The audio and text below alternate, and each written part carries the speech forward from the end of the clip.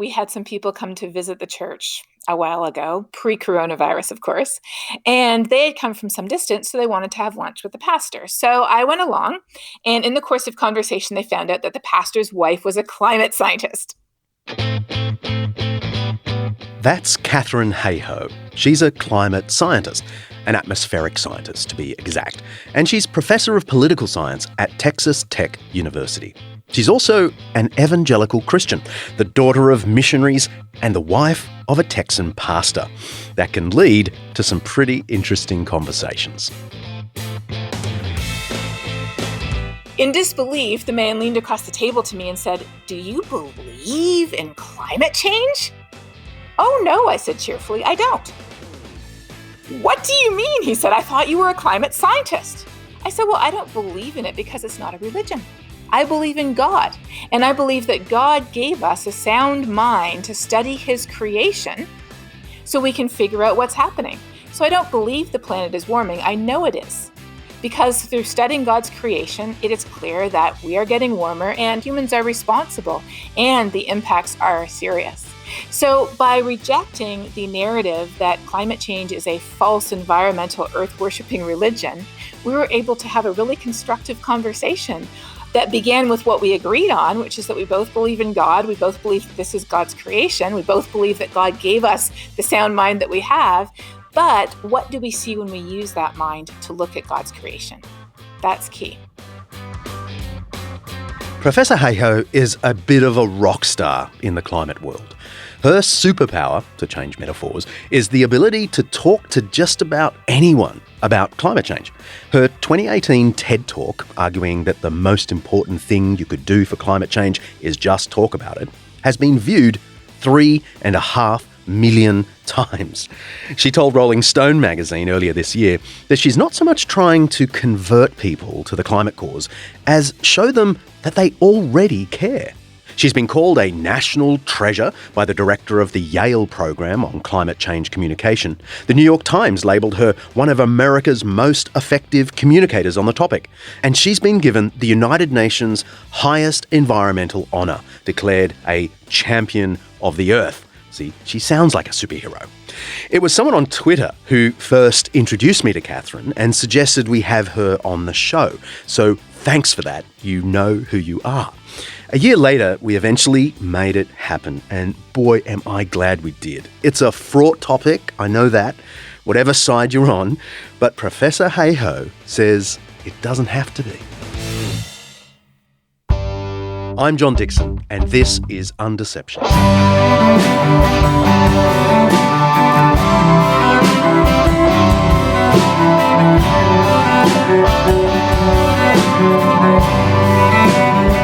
Undeceptions is brought to you by Zondervan Academic.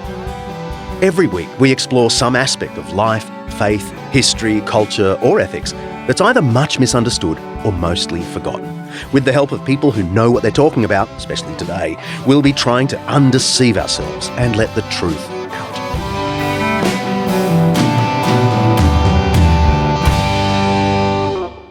I know you're a pro, so I'll just get on with the interview and stop jabbering. You talk about climate change for a living. So what's your elevator pitch when you've got 30 seconds to say what you do?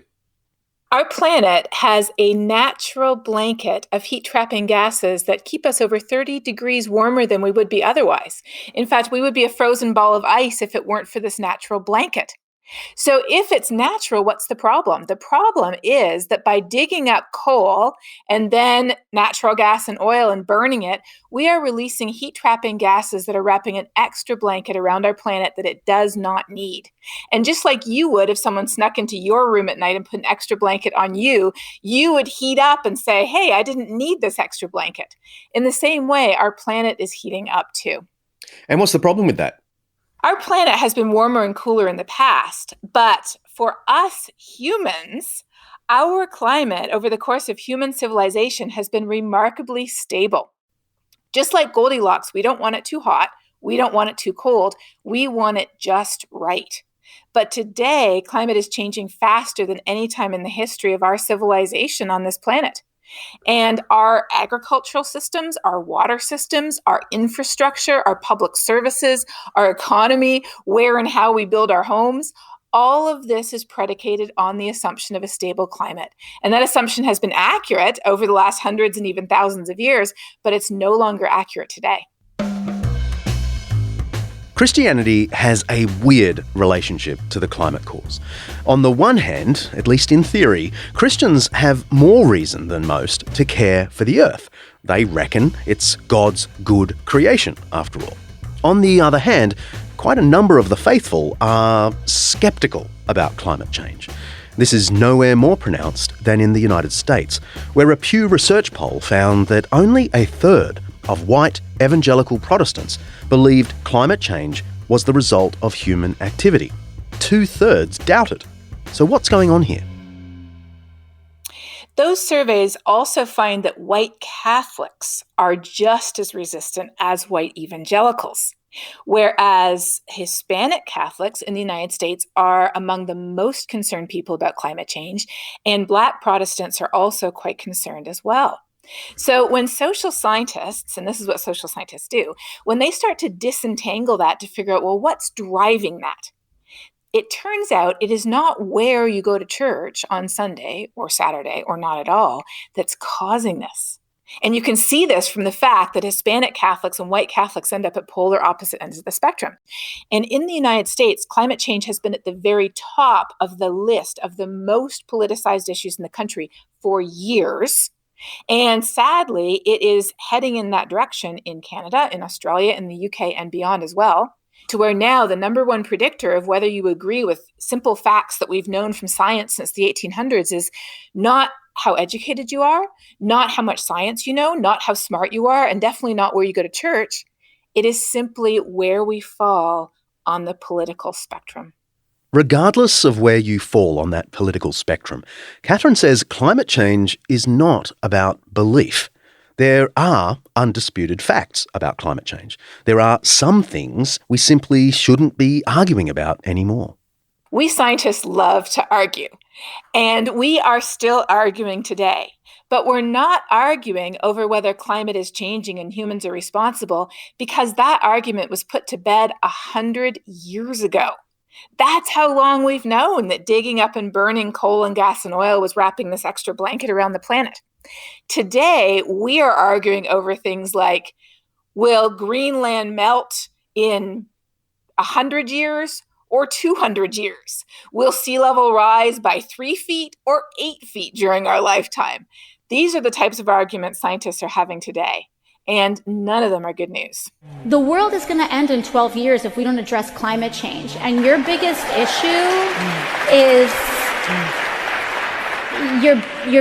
issue is how are we going to pay for it? That's Alexandria Ocasio-Cortez, or AOC, as she's more famously known. She's a member of the US House of Representatives from New York's 14th District and the youngest woman ever elected to Congress. My youngest daughter thinks she rocks. I think she saw her in a TikTok video or something. AOC made those remarks at the beginning of 2019 and was immediately tagged by the conservative press as an alarmist. Others rushed to her defence, arguing that while we can quibble about AOC's choice of words, the crux of what she said is true. The world as we know it might soon end. Katharine is adamant. That's not what people need to hear. No, I don't think it's the right message either scientifically or from a communication perspective. Because if the world is going to end anyways, why should we do anything to fix it, right? Eat, drink, and be merry, for tomorrow we die, as Solomon said. And joining us now in studio is Richard Westbrook, Deputy Assistant Administrator of the EPA. Welcome. Thank you. Mr. Westbrook, you've spent most of your professional career as a climate scientist in the public sector. Yes, 10 years as a supervisor. You're listening now to part of an episode from Season 3 of Aaron Sorkin's The Newsroom. It's not quite The West Wing, but it's pretty good. The main character, Will McAvoy, is a news anchor for a major broadcaster, basically CNN. And he's introducing his next interviewee, a spokesperson from the Environmental Protection Agency in the US. It's based on real events. In 2013, reports circulated that the world was about to pass a long-feared milestone. The global concentration of carbon dioxide in the atmosphere was about to exceed 400 points per million. That's a level not seen on Earth for millions of years. Okay. Tell us about the findings in the report that was just released. The latest measurements taken at Mauna Loa in Hawaii indicate a CO2 level of 400 parts per million. Just so we know what we're talking about, if you were a doctor and we were the patient, what's your prognosis? 1,000 years, 2,000 years? A person has already been born who will die due to catastrophic failure of the planet. So what can we do to reverse this? Well, there's a lot we could do. Good. If it were 20 years ago or even 10 years ago, but now, no. Let's see if we can't find a better spin. People are starting their weekends. The report says we can release 565 more gigatons of CO2 without the effects being It calamitous. says we can only release 565 gigatons. So what if we only release 564? Well, then we would have a reasonable shot at some form of dystopian post-apocalyptic life. But the carbon dioxide in the oil that we've already leased is 2,795 gigatons. So Are you going to get in trouble for saying this publicly? who cares? Mr. Westbrook, we want to inform people, but we don't want to alarm them. Can you give us a reason to be optimistic? Well, that's the thing, Will. Americans are optimistic by nature. And if we face this problem head on, if we listen to our best scientists and act decisively and passionately, I still don't see any way we can survive. Okay. Richard Westbrook, Deputy Assistant Administrator of the EPA. What you missed are the faces on the actors in the studio while the interview is going on. They are shell-shocked. A guy from the government has just come on TV to say there's nothing that can be done. The situation is hopeless.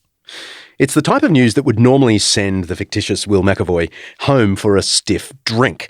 Except in the show, there's no follow-up. It's just left hanging. A government official announces doomsday on national TV, and then we just move right along. Which, by the way, is exactly Katharine's point about the dangers of alarmist messages. It actually creates apathy. The world did pass 400 points per million of CO2 in the atmosphere in 2013. A few months ago, in June 2020, the New York Times reported the latest atmospheric levels of carbon dioxide measurements, 417.2 parts per million. So is now the time to panic? The Yale Environment 360 magazine, which is pretty authoritative, says there's nothing particularly magical about the number 400 for CO2 levels. It served as a symbolic target, a red line which, when crossed, does indicate a danger zone for climate change. We'll put a link in the show notes. Anyway, Katharine agrees. But also scientifically, we know that there's no magic number or magic threshold. So if we could stay below 1.5 degrees or 2 degrees, that doesn't mean that everything will be okay. We are already experiencing the impacts of climate change today. Climate change is supersizing the bushfires that Australia experienced in early 2020, the wildfires that California and Oregon are experiencing now in late 2020. Climate change is supersizing the hurricanes that hit the Gulf Coast of the US, the typhoons and the cyclones elsewhere. It's increasing the risk of heavy precipitation events, of flooding. It's making our droughts longer and stronger and increasing our extreme heat. Many of the impacts are already here today. But we do know that the faster we reduce our carbon emissions, the better off we'll be. It's like there's no magic number of cigarettes you can smoke to prevent all lung damage, other than 0. And you can't just smoke 9,999 cigarettes, but as long as you don't smoke number 10,000, you'll be okay. That's not the way it works. In the same way, there's no magic amount of carbon we can produce, other than 0, to still be okay. But we do know that the best time to stop smoking is as soon as possible. And in the same way, we know that the best time to start reducing our carbon emissions is now. And the more we reduce them and the faster we do it, the better off we will all be. Michael Schellenberger, thanks so much for joining us. How does someone go from being a Time magazine environmental hero to apologising for climate alarmism? Well, I've been working on environmental issues for a really long time, 33 years. That's environmentalist Michael Schellenberger being interviewed on Sky News Australia. Earlier this year, Schellenberger wrote an essay that made the front page of Australia's national broadsheet, The Australian. The piece was titled, "Sorry, but I cried wolf on climate change." In it, he wrote, "On behalf of environmentalists everywhere, I'd like to formally apologise for the climate scare we created."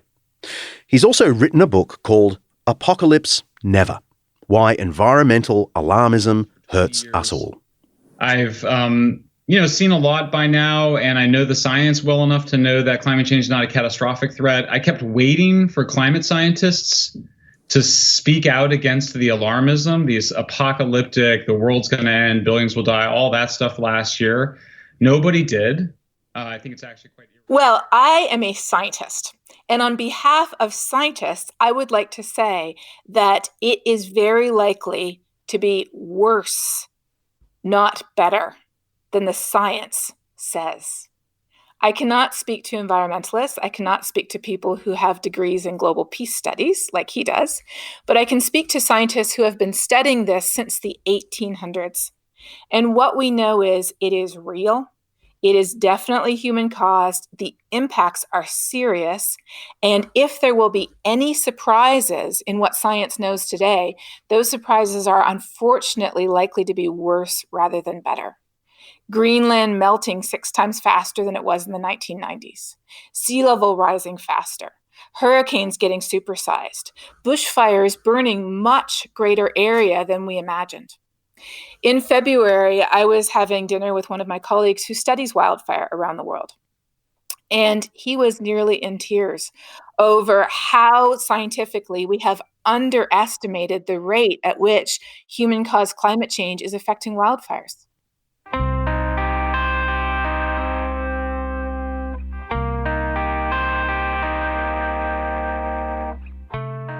It was almost exactly a year ago today that the Gospers Mountain mega fire started in the Blue Mountains of New South Wales, my home state. It was called the Monster, and it was Australia's biggest ever bushfire started from a single ignition point. All it took was a series of unseasonably hot days in October and a bolt of lightning. The fire raged for 2.5 months before firefighters could declare it contained. And in that time, the monster had destroyed an area of 1.2 million acres. That's 7 times the size of Singapore. It's larger than the US state of Rhode Island. That's just one bushfire. Across Australia last summer, in the most catastrophic bushfire season we've ever had, nearly 42 million acres were burned. California also set a new record in its wildfire season, 4 million acres burned, making it the state's worst fire season. And that number will grow as we're recording this. The August Complex megafire in the Coast Range of Northern California is still not completely contained. We're thinking of our listeners up there in Northern California and Oregon. I hope you're safe. Climate change doesn't cause a wildfire to happen. Wildfires are ignited by lightning or by generally human accidents or occasionally by arson, but not nearly as much as the disinformation circling the internet claims. But once those wildfires are ignited, here's where climate change comes in. Imagine tossing a match on a pile of green wood. What happens? Very little. It kind of smokes, it smolders, you might get a little bit of burning, but not much. Then imagine if a match is tossed on top of a pile of dry brush. It ignites immediately, it turns into a bonfire, and sparks might even fly off and start fires in the surroundings. That's the difference between a regular condition versus climate change. Climate change is leading to drier vegetation, drier conditions, such that when those wildfires and bushfires begin, they are burning much greater area today than they used to 50 or 100 years ago. As I talk to you, Australia is heading into a new bushfire season. Lord have mercy. In 1967, historian Lynn White wrote an influential piece in the journal Science, basically blaming the Christian worldview for the state of the environment today. Could Christianity be to blame for the wildfires? For the ever-increasing levels of CO2 in the atmosphere? Find out after the break. This episode of Undeceptions is brought to you by Zondervan Academic's new book, Jesus and the Powers, by N.T. Wright and Undeceptions' favourite, Mike Bird. Should Christianity have anything to do with politics? I mean, you could argue that Christians have done more harm than good once they get a whiff of power. Mike Bird and N.T. Wright address this question and other questions in this magnificent overview of the political implications of the Christian faith and the Church's historical engagement with the powers and principalities. They shed light on current geopolitical events and ask, what would it look like if there were a faithful Christian response to crises like the Russia-Ukraine conflict, the China-Taiwan tension, political turmoil in the US, UK and Australia, and the problem of Christian nationalism. They build a pretty convincing case that Jesus' teaching about the kingdom of God confronts all forms of power, Christian and atheist, and calls on us all to support a pluralistic democracy where everyone, regardless of religion or irreligion, has a role to play in working toward the good of society. Whether you're a believer or a skeptic, I'd say this book will be an eye-opener. You can order Jesus and the Powers on Amazon, of course, or head to zondervanacademic.com/undeceptions to dig a little deeper and see if you really like it. That's zondervanacademic.com/undeceptions.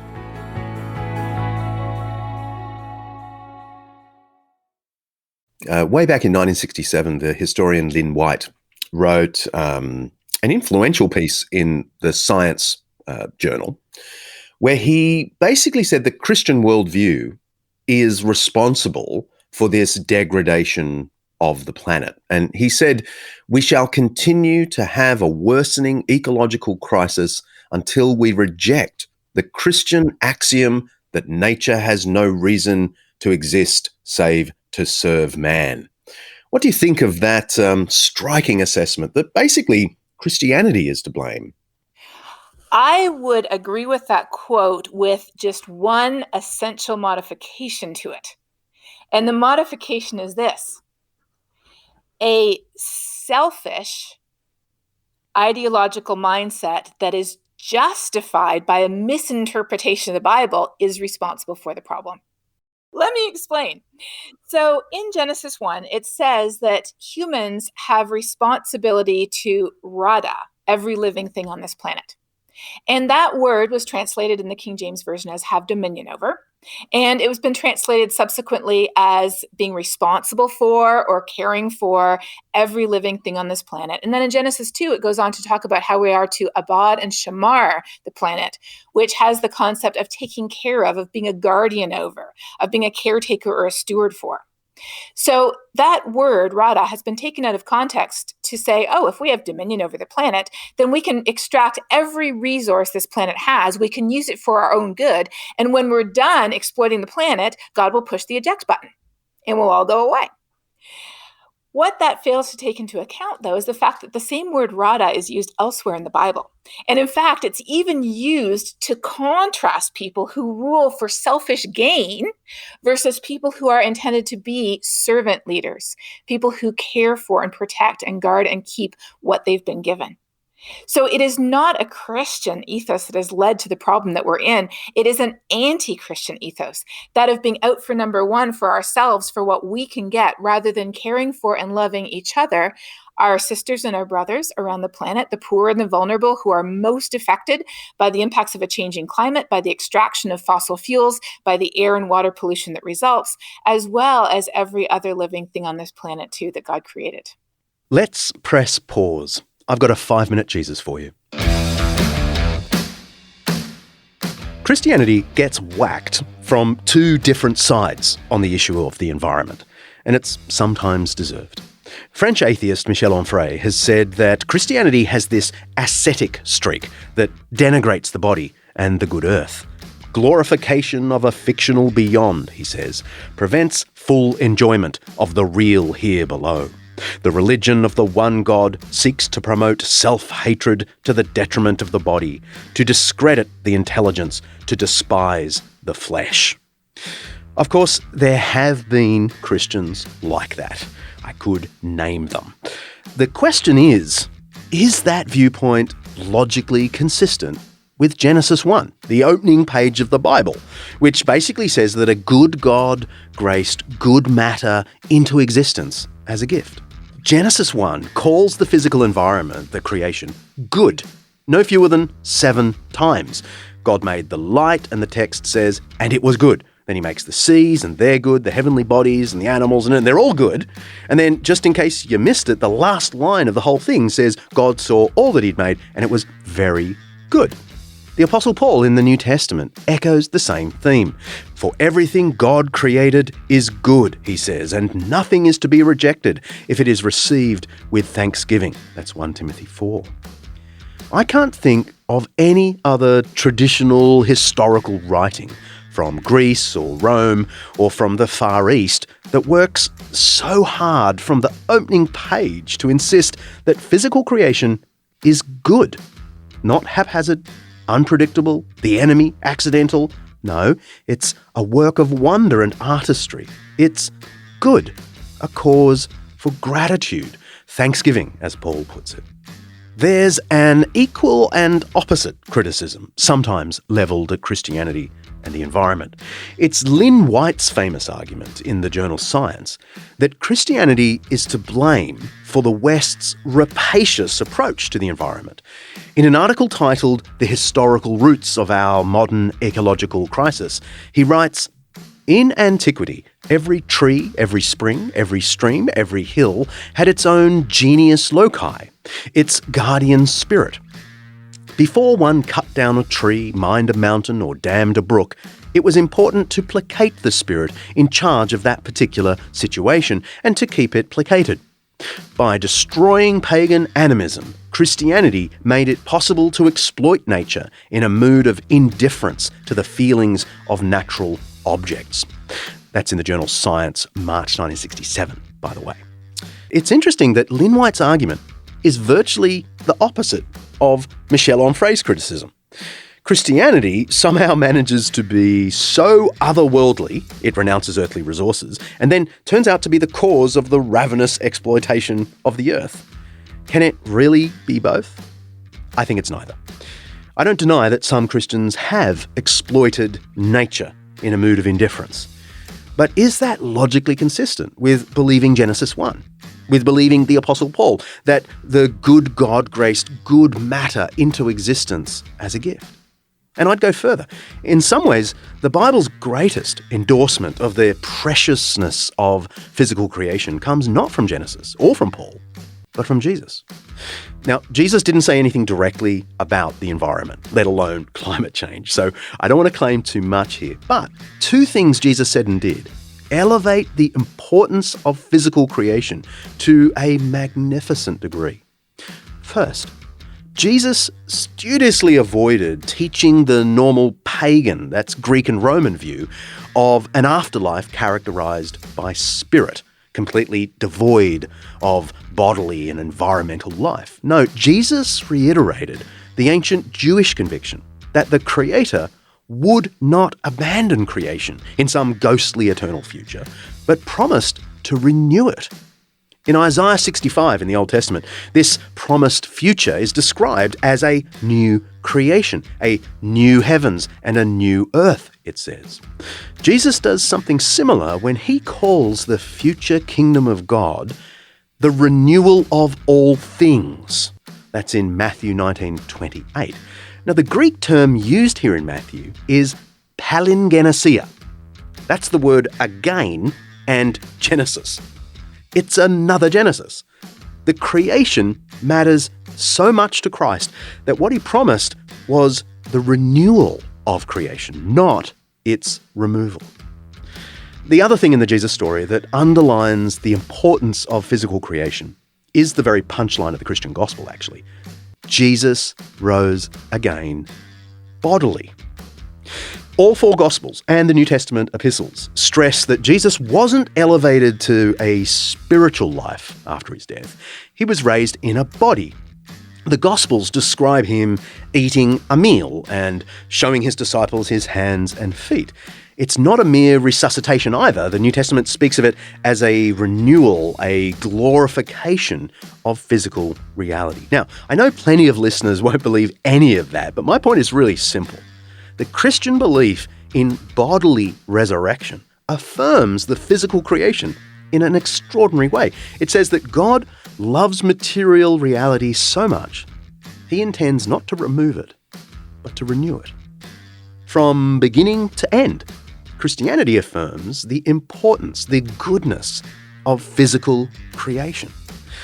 Christians have sometimes neglected this theme and denied and denigrated the good earth, that's for sure. Others have gone the other way and treated the creation as a thing to be exploited and abused. But both are Christian heresies, a skewing of the truth that the creation is a sacred gift entrusted to our care. You can press play now.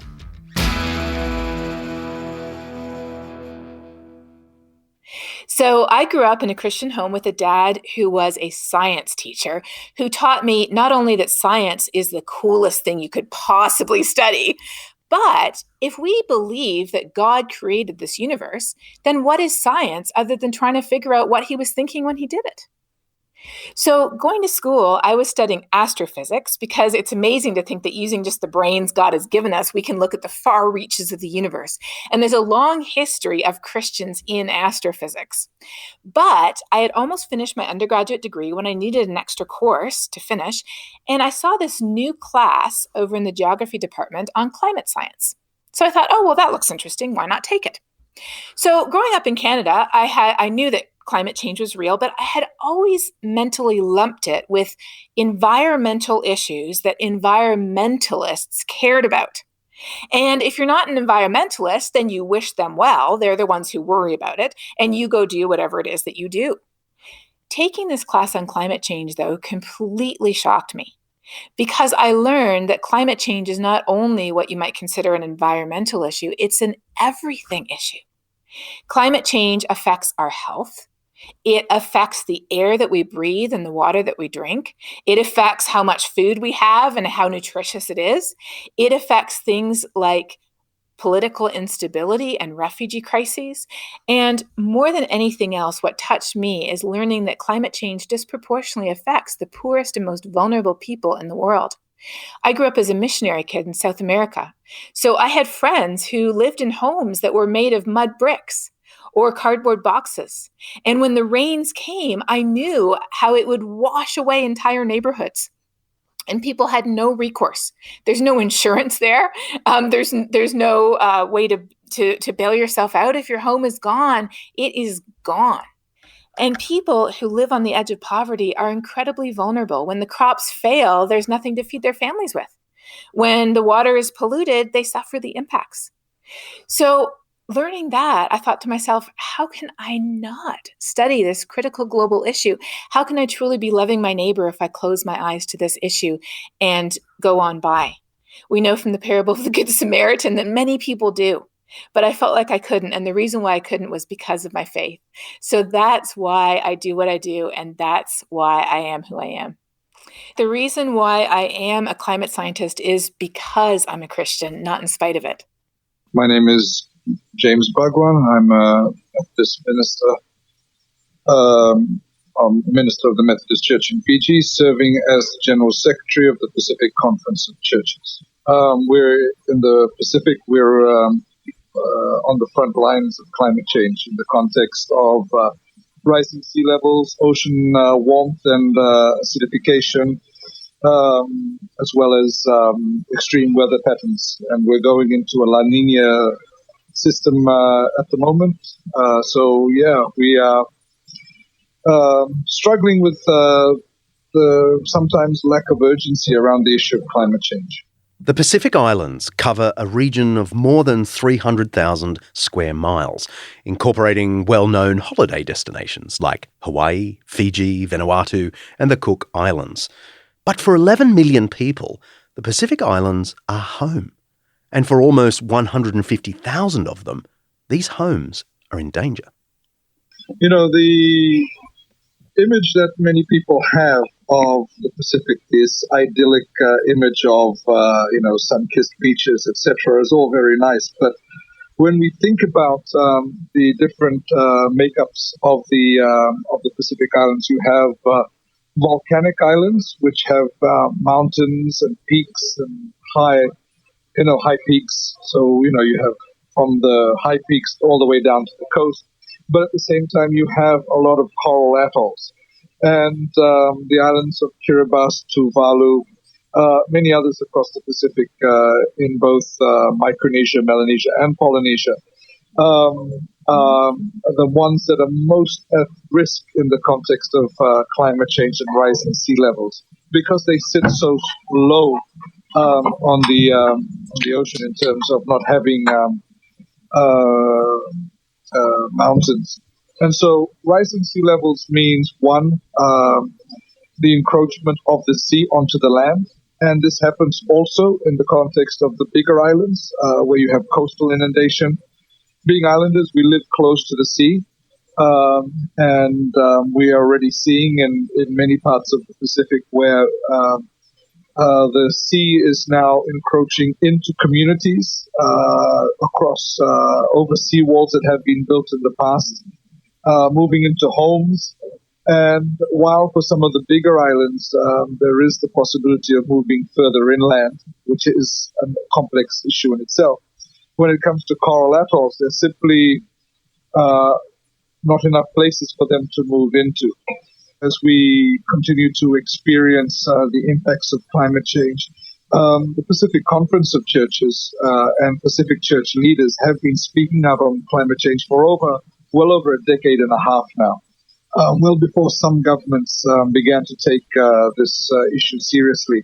The first aspect of resilience is recognizing that or encouraging our Pacific Island communities to have hope in the context, in the face of climate change, to stand up and speak for justice. And to borrow a phrase from our Pacific climate warriors, to embody the fact that we are not drowning, we are fighting, and that our lives, the lives of our children, the lives of our Pacific community, both human and not human, are worth fighting for. These islands are on the front line of climate change. Yet thousands of kilometres away, some politicians still bicker about whether climate change is having a real effect. Despite the evidence, Katharine is still getting questions from her audience about whether she really just supports this because of her politics. In her famous TED Talk, she mentioned a question she was once asked by a university student in Texas. I was dying to repeat the question. I have to ask you, aren't you just a Democrat? I know why you're asking me that question. So many people think that I am simply because I'm a climate scientist. But first of all, I'm Canadian, not American. And second of all, a thermometer does not give you a different answer depending on how you vote. Climate is changing and humans are responsible. The impacts are serious and we need to act now. Where politics legitimately comes into it, though, is in asking, what do we do? How do we reduce our carbon emissions? There's a lot of different ways we can do that. There's a lot of different technology that we can use. There's a lot of different lifestyle choices we can implement, and those should be the subject of political debate. As a scientist, I can say that we need policies to cut carbon emissions because our individual actions are not enough. Even if those of us who can do as much as we can did everything we could, that wouldn't be enough to make a dent in it. We need a system-wide change. So, for example, a system-wide change could help people afford a plug-in car who can't afford one now, for example. Or they could ensure that we can get our energy or our electricity from clean sources, whereas we can't afford to switch to a clean energy provider possibly in the place where we live. So we need policies that cut carbon emissions, and that's what the science says. But the science doesn't tell us how to do it. So as a human, I would say we also need policies that make sure that the poorest and most vulnerable people are not left behind, that they're not harmed by skyrocketing energy prices.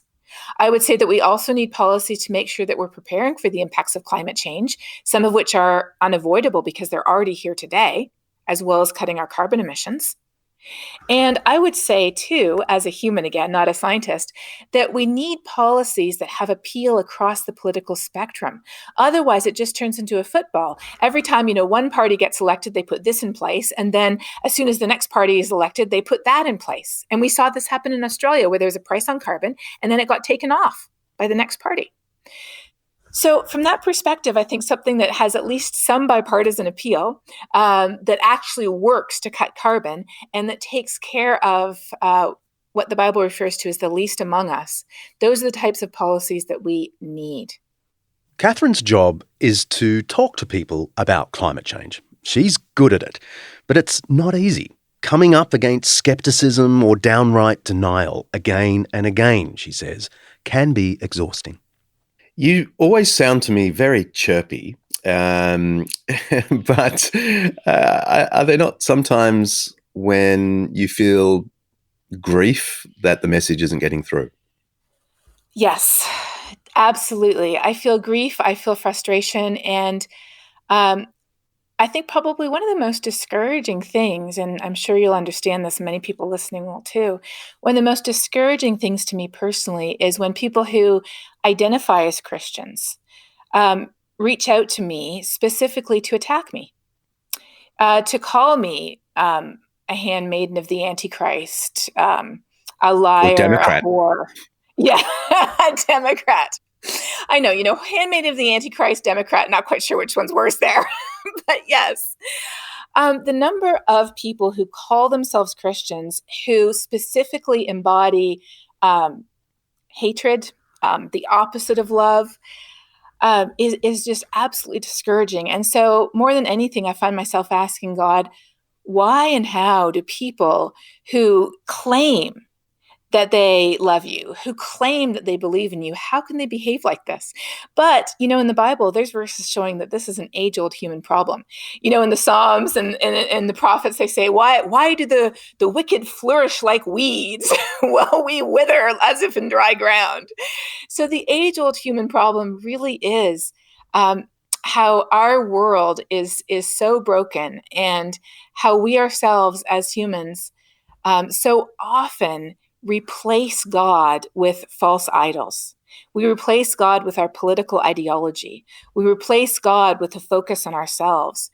We let our statement of faith be written by our politics rather than the Bible. And I think it's really a reminder to me almost every day to really make sure that I am looking to God for my identity, that I am looking to my theology for my values. Because when it all comes down to it, that's really where our hope comes from. And one of my favorite verses comes from Romans, where it talks about hope, because we don't find hope in the science. Every new scientific result that comes out, it seems like is scarier or more depressing than the one before. We don't find hope in politics either. People in politics are always going to disappoint us, no matter who they are and what they say. But for us as believers, we know that hope, as it says in Romans, hope begins with suffering, which is kind of a strange place for hope to begin. It begins with suffering because suffering builds perseverance, and perseverance builds character. And that will not disappoint because our hope is eventually placed in God. So is that not a reason not to act now? I mean, sometimes it's thrown at believers who have an eschatology, a view of God making everything right in the future. It's sometimes said, well, then that's a reason to sit by the beach because, ultimately it's all going to be fixed. So why bother now? Well, exactly. That's probably one of the biggest arguments people have. And one of the biggest problems that eschatology has today, the idea that if it's all going away in the future, why does what we do today matter? Eschatology, by the way, just refers to the theology of last things, what the climax of history looks like. We are doing a whole episode on the end of the world in a few weeks. We've got Richard Borkham of Cambridge and Alyssa Wilkinson from Vox, of all places. But for now, I'm just asking whether all this end of the world business means that Christians won't be active, helping the earth here and now. Of course, people were people back when the New Testament was being written too. And it's very interesting because if you read Thessalonians very carefully, it seems like they had the same problem. And so the Apostle Paul wrote to them very strongly, and he didn't mince any words. And he basically, in a nutshell, said, get off your rear, get off your lazy boy chair, get a job. Don't just quit your job and wait around for the end of the world. Get a job because you have things to do. Feed the poor, care for the widows and the orphans. Other places it says we are to walk in the good works that were prepared for us in advance. We're not to worry about the future. That's in God's hands. We're not to worry about the past because we can't change it anymore. We are to do what we can today, what's in front of us here and now, because that is what has been prepared for us, no matter what we expect to happen in the future. So that attitude of, it doesn't matter, it's all going to end anyways, I'll just sit back and fold my hands. That attitude is another example of unchristian theology that we've just kind of slapped a Jesus label on and made it look as if it's Christian when it's not. It can feel like having a rational conversation about climate change is very near impossible. It's too politicized. It's too grounded in belief and emotion rather than fact. And we're getting further and further apart. So this is a real problem for public discourse. You know, when an issue like this becomes more political than anything else, you know, one side feels the need to turn up the heat of the rhetoric. The other side turns up the skepticism dial. So the other side has to turn up the heat even more. And before you know it, I mean, it's just, we are where we are. How do you get out of that? Do you have any strategies at the rhetorical level for having a sensible conversation on this? You're absolutely right. In today's polarized environment, whenever anything comes up that we don't agree about, we immediately just start butting heads because we focus on what most divides us. And one side shows up, with all your scientific reports and data and starts hitting somebody else upside the head with it. And the other person obviously feels attacked by that and so responds as if they would respond to a threat rather than to information. And that just deepens the chasm between us rather than building a bridge over the divide. I've found, though, that there is a way past this. And the way past this begins with focusing on what unites us rather than what divides us. So if we are able to begin a conversation over something that we agree with first, and it could be something as simple as the fact that we love our kids, we enjoy cooking or knitting, or we live in the same place, or we believe in the same God, or we attend the same church, or we belong to the same Rotary Club, or the same golf club, or the same birding association.